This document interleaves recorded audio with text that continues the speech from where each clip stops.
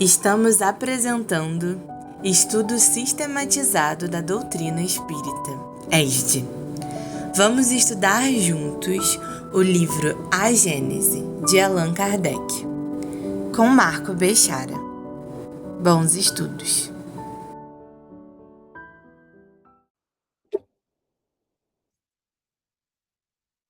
Atma Namastê, meu nome é Marco Bechara, me coube a responsabilidade de dar continuidade ao brilhante trabalho do nosso querido professor Guaraci sobre o curso da Gênese. Então, nós vamos iniciar mostrando a vocês, na realidade, uma espécie de metodologia que eu trabalho que talvez seja um pouco diferente da que o professor Guaraci trabalhava. Nós trabalhamos enviando, e isso já vai estar disponível, né, no site do GRESG, uma apostila completa do curso, desde do primeiro capítulo até o 18º, onde eu sempre solicito que vocês façam uma leitura antecipada antes da aula. Eu também trabalho, além, né, do livro básico, que a apostila não substitui o livro básico, se houver possibilidade, também leiam o livro, para que, de repente, possa haver alguma dúvida, você possa tirar, ok? Além do livro básico e da apostila, eu também utilizo esse material didático que eu vou estar apresentando hoje aqui. Por quê, Marco? Porque ele é um material muito atualizado, ou seja, eu vou dar um exemplo. Nessa aula, há 2 dias atrás, surgiu um novo tipo de informação relevante para esse tipo de assunto que a gente vai falar hoje, que é o nascimento do planeta Terra.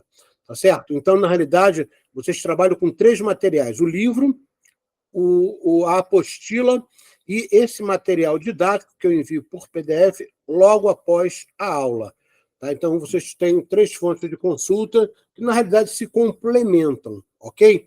Então, vamos começar falando sobre o capítulo 7. Eu vou fazer algumas revisões para que a gente possa linkar, né, a nossa mente para dar continuidade ao que o nosso querido Kardec nos apresenta nesse capítulo 7. Bom, a primeira coisa que a gente tem que lembrar é que, na realidade, o universo, como o conhecemos, iniciou há 13 bilhões e 800 milhões de anos atrás. Esse universo que nós conhecemos, ele desde a época que foi conhecido, ele é composto de uma coisa chamada fluido cósmico. Esse fluido cósmico, posteriormente, foi identificado que ele tem algumas propriedades energéticas. A primeira propriedade energética é uma energia escura. Aí alguém podia perguntar, Marco, por que escura? Porque tudo que a ciência não consegue identificar bem, ele fala que é escuro, secreto, oculto. Então, essa energia escura ocupa 73% desse universo que a gente conhece. Essa energia escura, ela é expansiva, por isso que se diz que o universo está em constante expansão. Mas, ao mesmo tempo que ela é expansiva, ela dá oportunidade para criação, ok? Então, você vai entender por que o Mestre Jesus disse: há muitas moradas na casa de meu Pai, e o Pai cria sem parar. Ele, o tempo todo, está criando por um processo de leis que ele fez dentro desse universo. A segunda grande energia é chamada de matéria escura. Ela ocupa 23% desse universo de 100% do fluido cósmico. Então, 73% de energia escura, 23% de matéria escura. E essa matéria escura, a característica dela, e ela acontece porque, à medida em que a energia escura se expande, em determinado momento ela desacelera. E quando ela desacelera, começam a ocorrer determinadas interações de força, e essas interações de força vão fazer agregamentos. É daí que vai surgir a matéria. Ou seja, a matéria-prima é a mesma, que é a energia escura, né? Que na realidade é o fluido cósmico. Mas, a partir do momento que desacelerou, ela começa a interagir com forças eletromagnética, gravitacional, nuclear forte, nuclear fraca, e a força de sincronicidade, ok? Então, quando ela forma essas matérias, né, através de fusões e por aí vai, nós atualmente no planeta Terra, conhecemos apenas 4% dessa matéria. Então, repara, se eu fizesse uma regra de 3 simples, né, 4% da matéria é conhecida, que são os 118 elementos da nossa tabela periódica, 23% de matéria escura e 73% de energia escura, somando dá 100, eu teria quase 2.900 elementos, tá? Que, na realidade, formam, né? Poderíamos chamar de partículas, formam esse emaranhado de substâncias que habitam no universo, dos quais, desses 2.900, nós só conhecemos 118. Então, Isaac Newton estava certo, que nós conhecemos é a gota d'água, o que desconhecemos é o oceano. Então, dito isso, vale a pena lembrar que o universo, a partir do momento que ele foi criado, há 13 bilhões e 800 milhões de anos atrás, ele veio caminhando. Então, foram criadas muitas galáxias, tá? E o nosso sistema solar não estava nesse momento da criação. Nosso sistema solar veio muito depois. Então, se a gente fizer uma divisão, né, equitativa entre o momento em que o universo que conhecemos foi criado, tá? 13 bilhões e 800 milhões de anos atrás, e o momento em que o nosso sistema solar, e juntamente com o sistema solar, os planetas dele, né, incluindo a Terra, nós temos de 13 bilhões para 4 bilhões e 600 milhões de anos. Então, nós somos mais ou menos um planeta de quarta geração, ok? Quando esse sistema solar é criado, o que aconteceu? Marco, por que surgiu, né, o nosso Sol? Então, a gente vai verificar, dentro hoje já do conhecimento da ciência, que deve ter havido uma explosão de uma supernova. O que é uma supernova? É quando uma estrela gigante, né, com uma massa muito grande, ou seja, ela vai aglomerando muita massa, principalmente no seu núcleo, normalmente 10 vezes maior do que qualquer Sol que você possa conhecer, ela, na realidade, ela satura, né? É praticamente o decretar da morte dessa estrela. E ela explode. A partir do momento que ela explode, ela cria nuvens de gases e poeira interestelar, né, que, pela energia escura, são levadas. Então, foi exatamente assim que surgiu o nosso Sol. Nosso Sol surgiu da poeira de gases e de poeira interestelar da explosão de uma supernova. É óbvio que, à medida, como eu falei, que a distância vai aumentando, ele vai desacelerando e começa a funcionar as forças gravitacionais, eletromagnéticas, nuclear forte, nuclear fraca e sincronicidade. Então, elas começaram a agrupar para formar o Sol. Porém, nem todas essas partículas ficaram agregadas ao Sol. Continuaram, por exemplo, caminhando. E, nesse caminhar, formaram os nossos 8 planetas que nós conhecemos. E vocês vão reparar que os 4 primeiros, Mercúrio, Vênus, Terra e Marte, eles são mais rochosos, são mais densos. E os 4 últimos são mais gasosos. Então, esse sistema solar, que na realidade acabou ocupando o esporão de Órion, ali na nossa galáxia, né? na galáxia que nós pertencemos, que é a Via Láctea, ele, na realidade, foi formado por um colapso gravitacional dessa nuvem, né, que formou o Sol, e os seus resíduos deram continuidade, né, pelo espaço e acabaram sendo agregados e formando esses planetas. Os 4 primeiros, próximos ao Sol, mais rochosos, e os 4 últimos, menos rochosos, ok? Vou voltar aqui. Então, a gente passa a entender isso e passa a verificar que o esboço geológico da Terra, segundo Kardec, há 156 anos atrás, não é o mesmo que a ciência classifica. Então, vamos ver essa comparação entre os dois. Então, aqui está a escala do tempo geológico, segundo a ciência, da formação do nosso planeta, né? Ele é dividido em eras, períodos, épocas, o número de anos, né, que ocorreu e a característica. Repara, são era pré-cambiana, paleozoica, mesozoica e cenozoica. Esses períodos, né, que vêm desde o Adiano. Por que Adiano, Marco? Porque é a partir daqui, Hades, né, que era o deus do tempo grego, que se conta o tempo. Então, ele foi chamado de período adiano. Então, desde o período adiano, que começa com o nosso planeta 4 bilhões e 600 milhões de anos atrás, até a atualidade de hoje, tá? Que é o período que a gente chama de quaternário. Então, todos esses períodos é que a ciência identificou. E aí você poderia perguntar, Marco, mas você está falando da ciência. E o nosso querido Kardec, né? Ele fez essa classificação? Não, não fez porque ele não conhecia, até porque não existiam instrumentos necessários, né, da paleontologia, da arqueologia, para conseguir entender essa classificação. Então, como Kardec classificou, você vai entender aqui nas setas e com esses números aqui. Kardec classificou em 6 períodos. Tá? O primeiro período ele chamou de período primário, onde não existia nenhum tipo de vida. Tá? A partir da quase 1 bilhão de anos do período primário para o período que ele chamou de transição, que é esse 2 aqui, né, começaram a aparecer organismos unicelulares, posteriormente multicelulares, e começou a haver vida junto à água. Então, repara, o planeta que era incandescente aqui no início, né, repara que de 4 bilhões e 600, aqui está 500, porque 100 milhões de anos aqui, é considerado que foi para ele começar a esfriar. Tá? E, na realidade, esse resfriamento é que deu condição de formação da matéria, porque até então a matéria era toda líquida, eram rios de rochas, né? Era praticamente um planeta incandescente.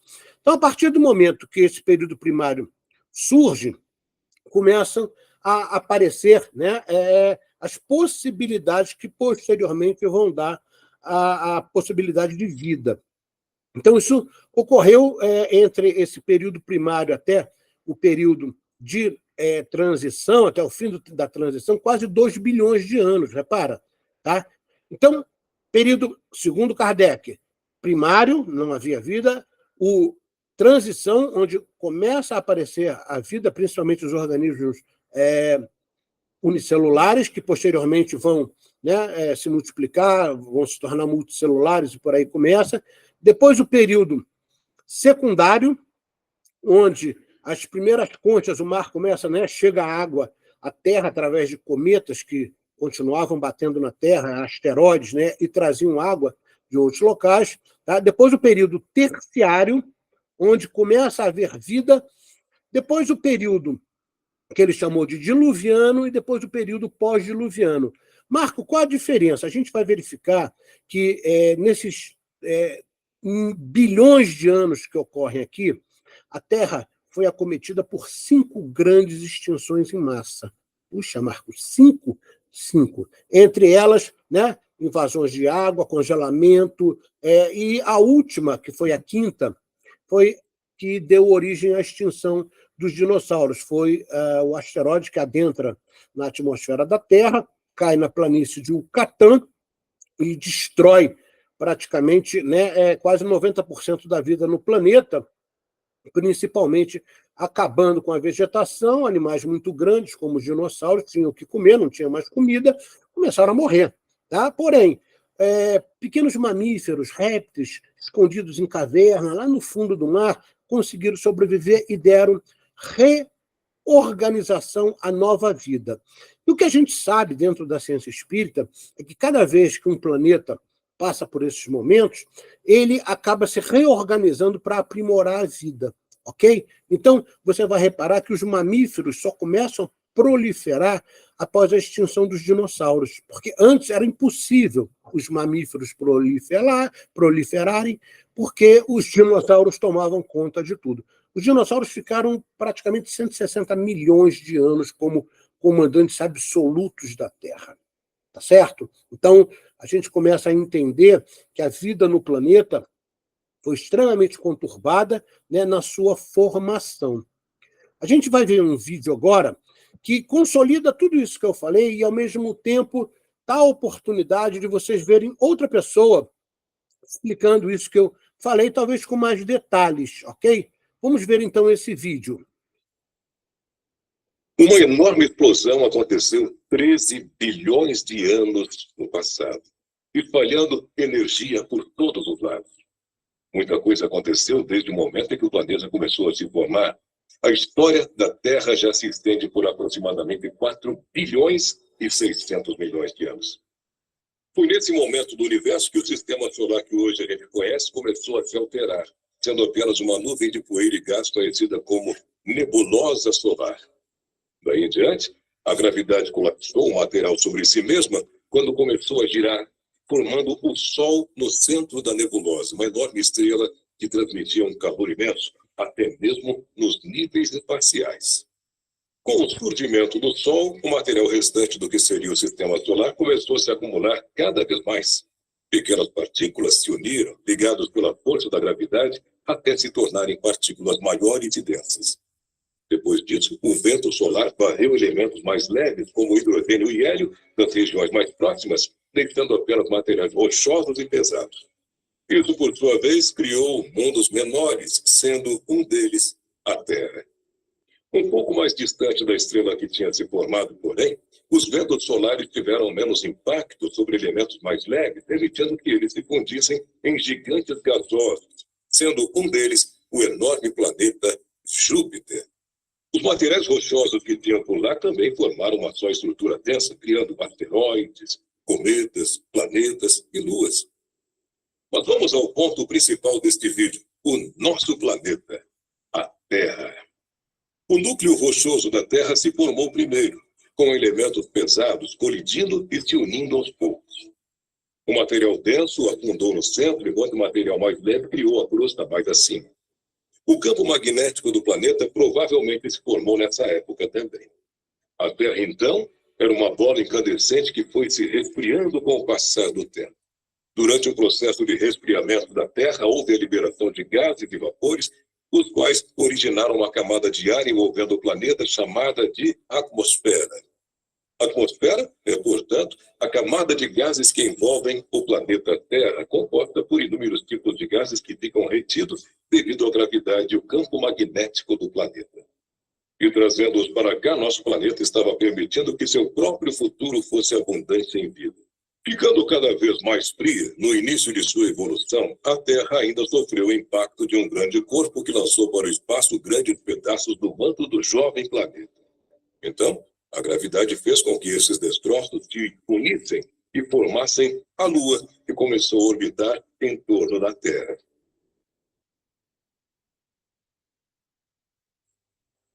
Enquanto isso, aqui na Terra a evolução prosseguia. E o fluxo do manto sobre a crosta agitava placas tectônicas, o movimento de grandes placas de rocha na superfície da Terra. E assim, colisões e atritos deram origem a montanhas e a vulcões que começaram a lançar gases na atmosfera já formada. Mas ainda faltava algo muito importante na Terra: a água.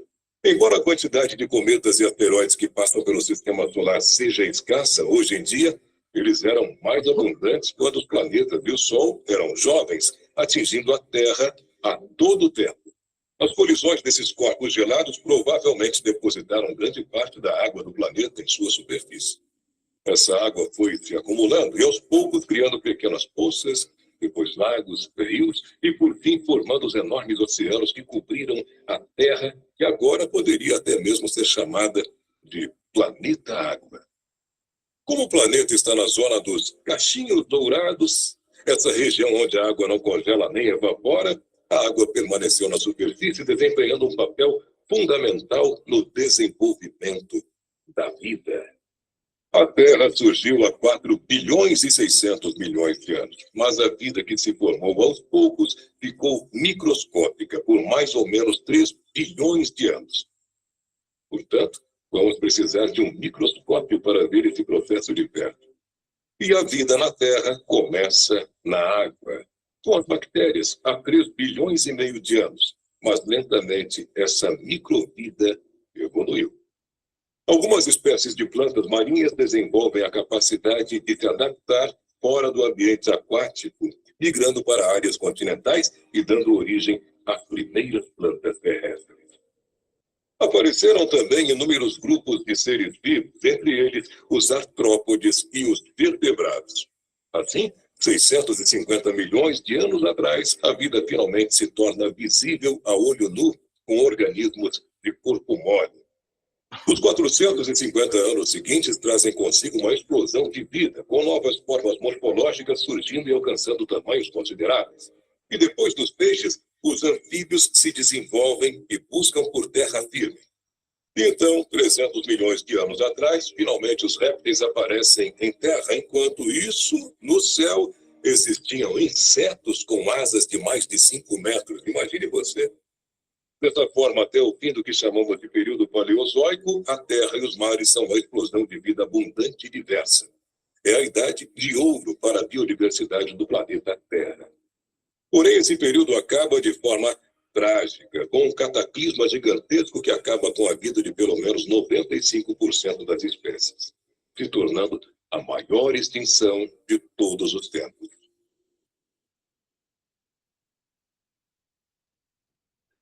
No entanto, a vida persistiu, mesmo que bem reduzida, e nos mares muitos peixes e moluscos resistiram.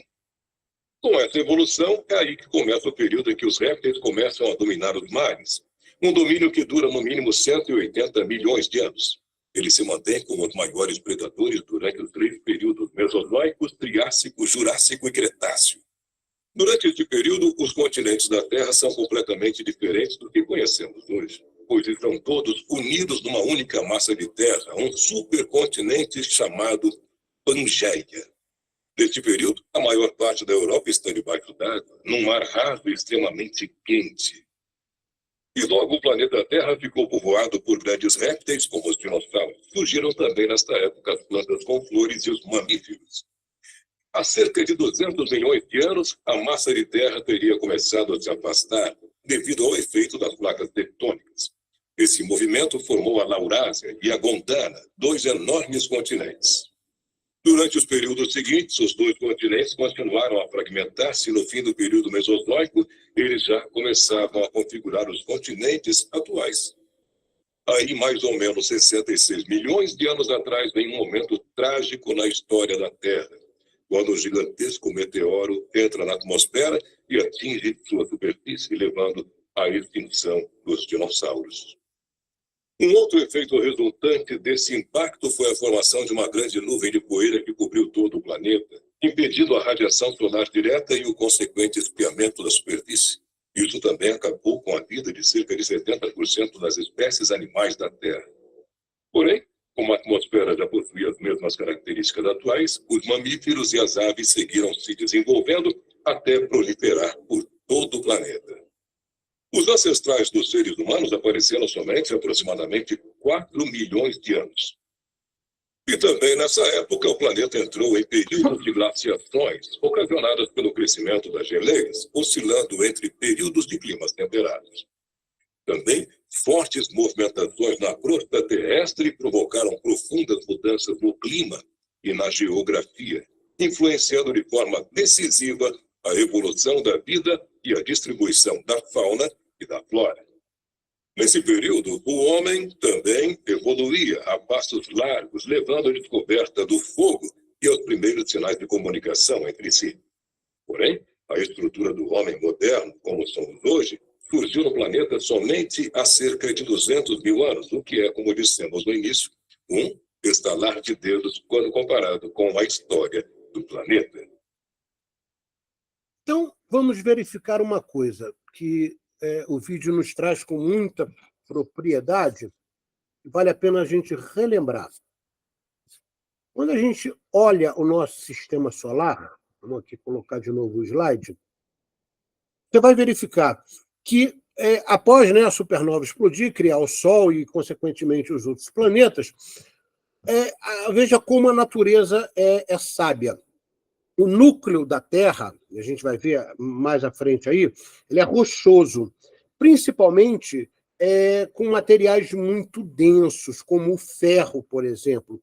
E é exatamente o núcleo do nosso planeta, ou seja, o ferro que se encontra no nosso núcleo, é que faz a camada de proteção, como se fosse um escudo eletromagnético que protege toda a Terra, está aqui nesse amarelinho mais clarinho, como se fosse a representação desse escudo eletromagnético, de invasores como meteoros, né, menores e restos de supernovas e por aí vai. Então, e uma outra coisa interessante, se a gente hoje, e vocês têm isso na própria apostila, em algumas aulas atrás, é só você procurar, eu fiz uma pesquisa na NASA para verificar a densidade dos planetas. E, por incrível que pareça, a Terra é que apresenta a maior densidade. Ela apresenta 5,54 de gramatura por centímetro cúbico. E o menos denso é Saturno, tá? Que apresenta 0,69 de gramatura por centímetro cúbico. Marco, por que isso é importante? Porque quando você quer entender quais são os mundos, por exemplo, os primitivos, de provas, de expiações e provas, ou o mundo de regeneração e por aí vai, você tem que entender sobre qual é a densidade do planeta, porque os corpos, tanto físico quanto sutis, são adaptados para habitar aquele planeta. Então, na Terra, com essa densidade toda, nós temos corpos sutis muito densos, ok? Marco, como é que a gente pode verificar isso? Exemplo, quando a NASA começa a mandar homens para a Lua ou para o espaço, tá? Eles tiveram que ter uma própria relação gravitacional. Por quê? Porque em outros ambientes, ambiente fora da Terra, eles não têm a mesma característica que é na Terra. Então, quando a NASA manda um astronauta para o espaço, numa missão para a Lua ou para Marte, o que seja, tá? Tem que haver uma adaptação. Por quê? Porque os corpos são adaptados para aquele planeta. Então, a gente pode concluir que os espíritos, vamos dizer assim, menos elevados, habitam aqui num planeta que tem um mundo é padrão vibracional, um mundo de expiações e provas. Já Saturno, que é um planeta gasoso com uma densidade muito mais baixa, né, 0,69, você vai verificar que tem espíritos mais evoluídos. Então, o que a gente pode aprender com isso é que esse negócio de ET malvado querendo dominar a Terra, isso é pura ficção, tá certo? Então, qualquer dúvida, né, recue um pouco no material da apostila, que você vai ver a densidade de todos os planetas e algumas explicações, né, que fazem parte do contexto do livro da Gênese. A gente já falou sobre isso, vimos o vídeo. Agora, olha que coisa interessante.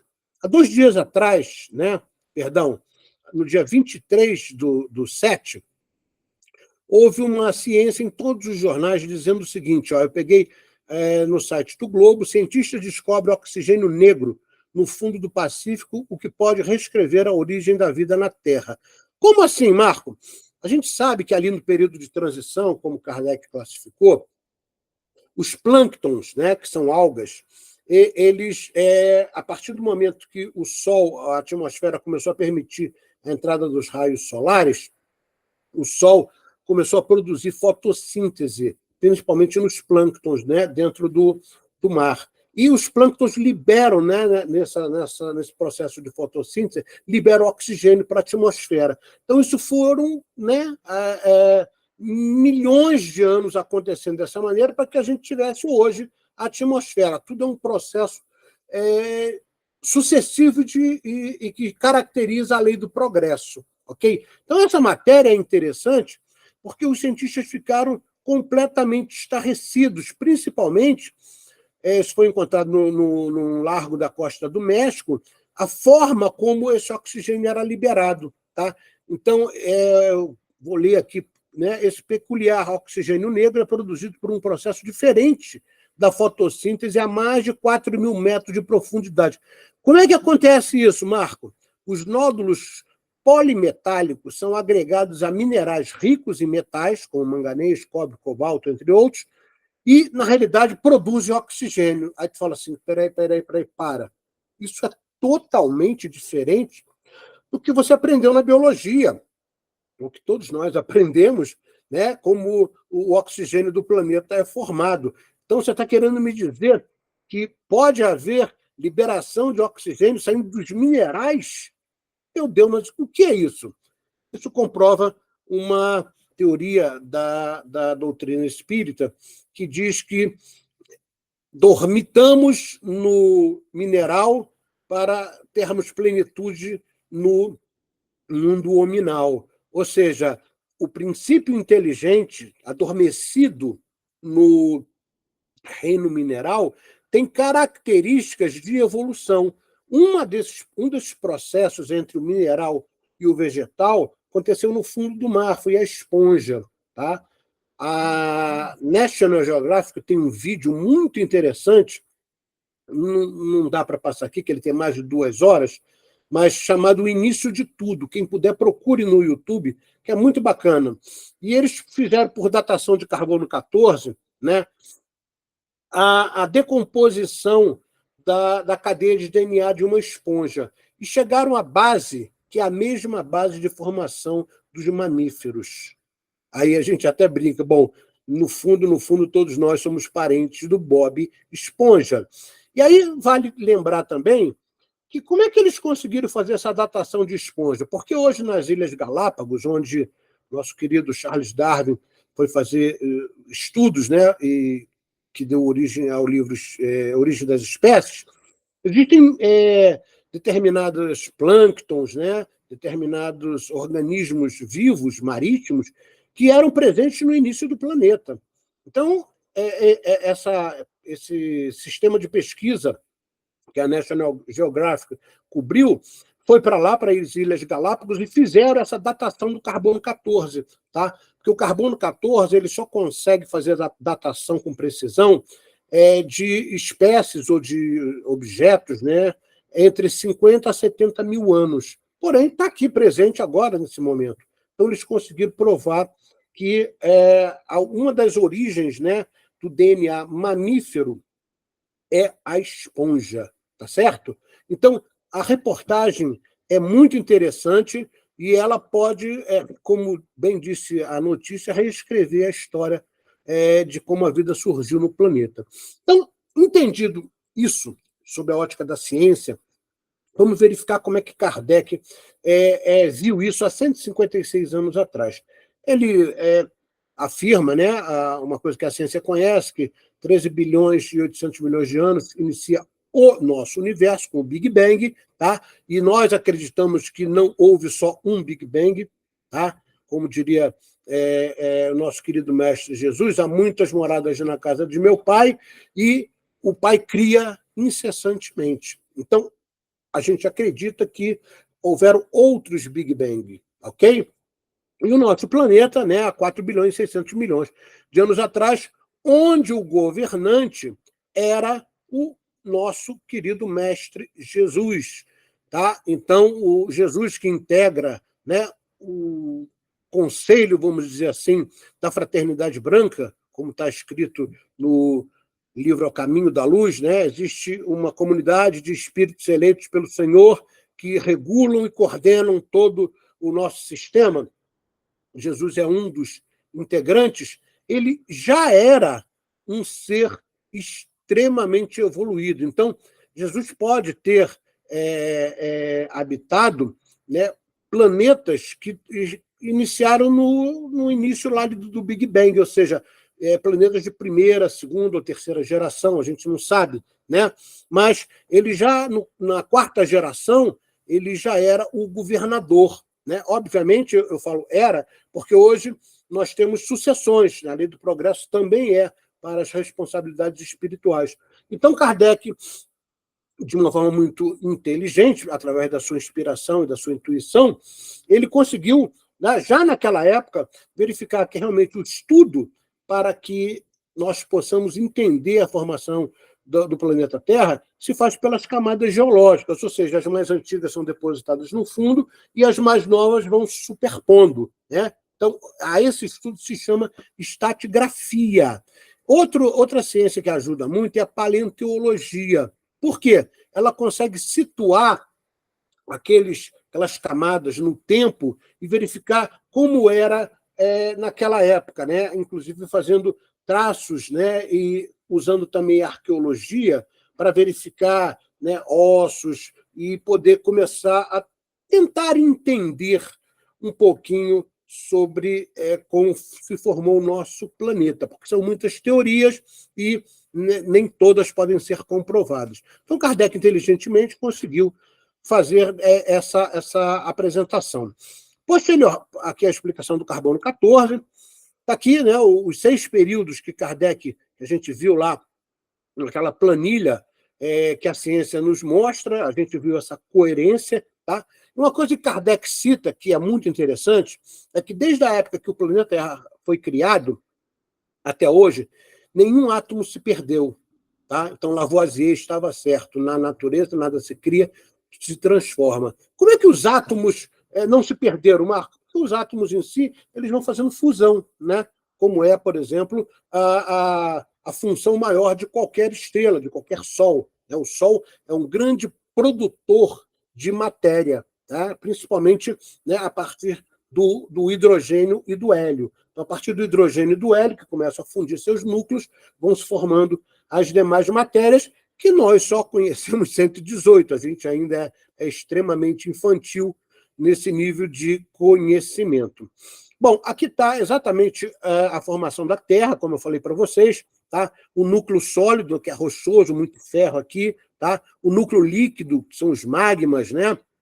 Que na realidade fazem uma espécie de equilíbrio energético para o planeta se manter. Depois vem o manto e, por último, a crosta, aqui, esse fininho aqui, ó, tá? Então, você vai olhar que hoje, quase 12 quilômetros de altura de águas.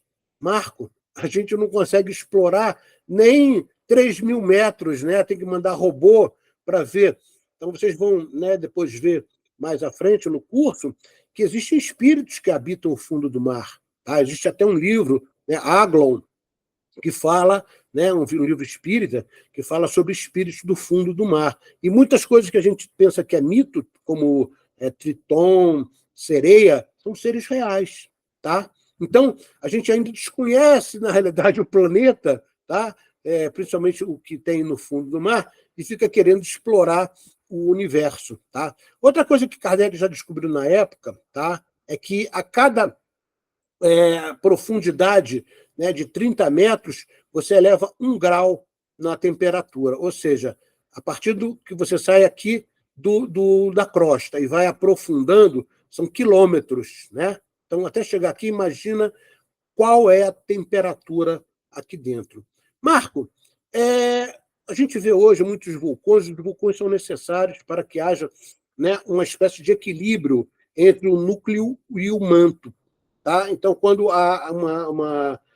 quando o vulcão expele, por exemplo, a lava, essa lava, na realidade, tem a função de desafogar, entre aspas, né? Ou seja, aliviar a pressão que fica no núcleo com aqueles materiais em ebulição. Tá? Vale a pena a gente citar também que nós estamos falando do conceito material, terra, orbe, mas existe também, e aí levando para o lado espiritual, o conceito vibracional. O mundo é vibração. Tá? Então a gente pode dizer o seguinte, ó, o mundo que vivemos, que é um mundo de expiações e provas, está chegando ao fim. O planeta não. O planeta ainda tem muito tempo de vida. Então, não confunda mundo com planeta. São coisas diferentes. O mundo é um processo vibracional, né? Mundo primitivo, mundo de expiações e prova, mundo de regeneração, e por aí vai, até chegar nos mundos divinos. Tá? Eles são vibracionais. Então, você pode lembrar o que eu falei, se a gramatura por centímetro cúbico da Terra é 5,54, Saturno 0,69, tá? Então, o mundo de Saturno não é o mesmo mundo da Terra. São padrões vibracionais diferentes, até porque você pode verificar isso pela densidade do planeta. Aí você fala assim, então, em todos os sistemas solares, que passam a ter processos evolutivos em conjunto, mas existem padrões vibracionais diferentes, como é o nosso caso. E nós, como eu falei para vocês, estamos situados ali na nossa Via Láctea, lá no cinturão de Órion, né? Lá no esporão de Órion, pedaço pequenininho. Existem bilhões de outras galáxias com vida. A ciência ainda vai entender que não existe vida somente nesse pálido planeta azul, como o Carl Sagan se referiu. Uma coisa que vale a pena a gente lembrar é que a fraternidade branca, né, como eu falei para vocês, que é citada no livro A Caminho da Luz, eles têm uma capacidade extremamente poderosa de nos transmitir informações através de canalizações. Eles dizem que existem 33 níveis de umbral. Poxa, Marco, o que seria um umbral? O umbral é a quarta dimensão. Por exemplo, nosso lar, os hospitais espirituais estão no umbral. O umbral é como se fosse o lado sombra, é a sombra, né? Que, na realidade, segundo a fraternidade branca, vai desde a atmosfera do planeta até o núcleo sólido. São 33 níveis, sendo que a gente, entre aspas, chamaria de inferno, né, seria a parte mais interna. E as áreas mais sutis, como é, por exemplo, o nosso lar, seriam nas áreas mais elevadas.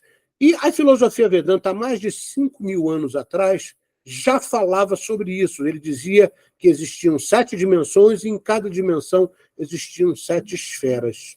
Ok? Então, veja que o conhecimento, na realidade, sempre permeou a nossa mente conforme a nossa possibilidade de desenvolvimento moral. Uma coisa que vale a pena a gente lembrar, né, ninguém vai aqui se formar em química nem em geologia, né, mas os elementos químicos que são os principais encontrados no planeta, todos têm origem nesses 4 elementos aqui, ó, hidrogênio, carbono, nitrogênio e oxigênio. Marco, por que isso é importante? Porque o seu DNA também tem essa mesma formação.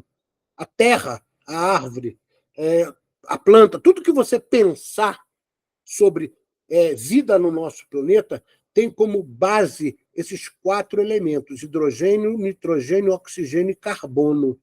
Né? Esse número do lado é o número da tabela periódica. Né? O hidrogênio é o número 1, carbono 6, nitrogênio 7 e oxigênio 8. Então, você entendendo isso, você começa a entender que existe uma correlação entre os corpos que existem no planeta, sejam eles de animais, de plantas, humanos, com a natureza como um todo. Está tudo interligado. Aí você pode dizer, por isso é que as plantas curam também, não é isso, Marco? Porque, na realidade, tem mesmo a propriedade. Uma questão de você saber combinar, ok? Então fica a dica aí para vocês.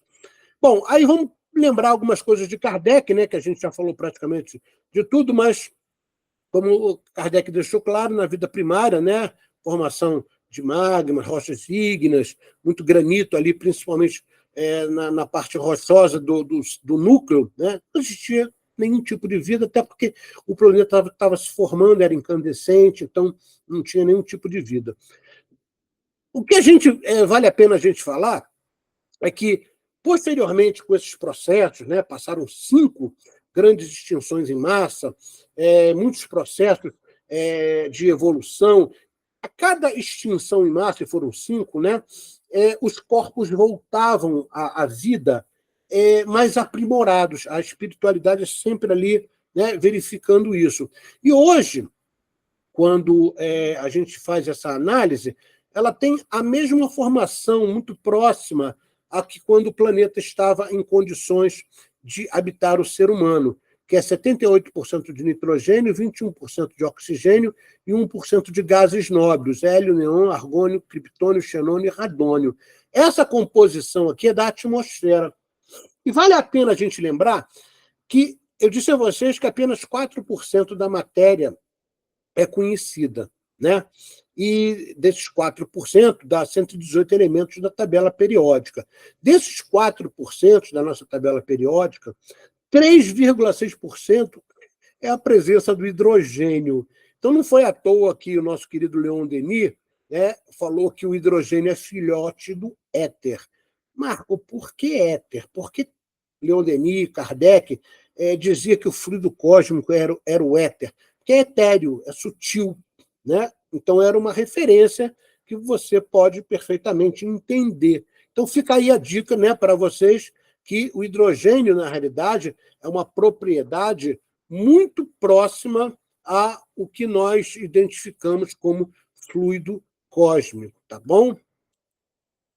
Aí vem, né, o que vocês devem ter lido, né, e o próprio querido irmão Guaraci falou isso no início, né, para vocês, que o período de transição, né, surge a vida vegetal, as primeiras vidas animais marinhas, né, principalmente as unicelulares, e a gente vai verificar que vira e mexe, né, com invasão da água, extinção pela água, extinção pelo fogo, extinção pelos deslocamentos das placas tectônicas, né, o planeta foi se reagrupando, Pangeia, né, e outras formas de continente que vocês viram no vídeo, que vão fazendo com que houvesse o quê? Uma concentração no centro e um resfriamento nos polos. Isso vai gerar o quê?